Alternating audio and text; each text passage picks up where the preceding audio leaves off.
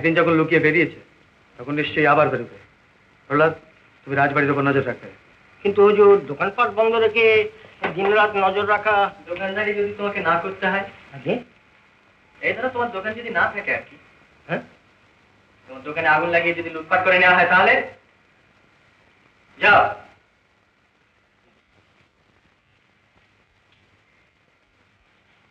দাও চিঠিটা দাও, কালকে মহারাজকে নেমন্তন্ন করে আস।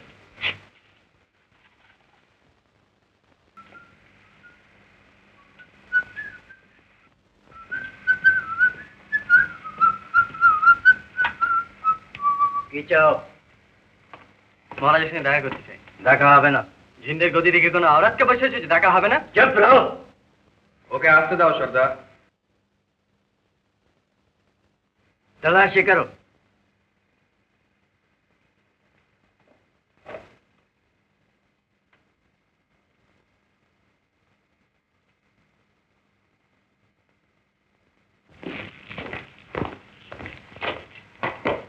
মহারাজের জয় হোক। যা বলবার আছে তাড়াতাড়ি বলো, আমার সময় খুব অল্প। ঠিকই বলেছেন মহারাজ, রাজ্য ভোগ করার সময় যখন এত কম তখন সময় নষ্ট করে এটা বোকামি, তাই না? যাই হোক, মহারাজের সময় আমি বেশি নষ্ট করবো না। উদিত মানে ছোট কুমার আপনাকে একটা চিঠি দিয়েছেন।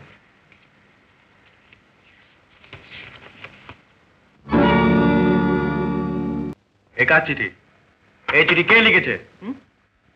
ও ভুলে গিয়েছি মহারাজ, এটা আপনার চিঠি না, আপনার চিঠি এইছে, দাও। এটা একটা বাঙালি চিঠি, লোকটা খুব ভালো রাজার অভিনয় করে। स्वस्ति श्री महाराज शंकर सिंह देवपाद ज्येष्ठের নিকট অনুজ শ্রী উদিত সিংহের সানুনয় নিবেদন। আমার জমিদারিতে সম্প্রতি হরিণ ও অন্যান্য অনেক শিকার পড়িয়াছে। মহারাজ অন্যান্য বৎসরের মতো এবারও যদি শিকারে আসেন তাহা হইলে কৃতার্থ হইব।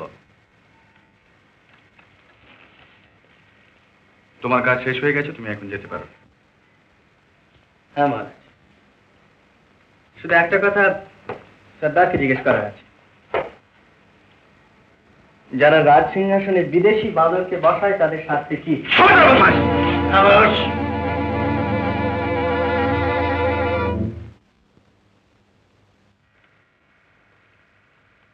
ওকে যেতে দাও সর্দার।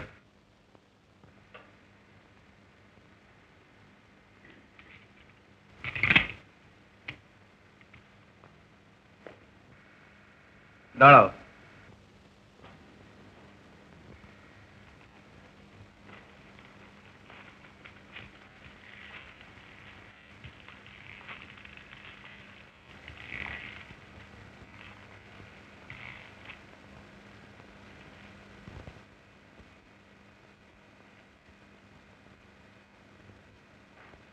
এটা কি?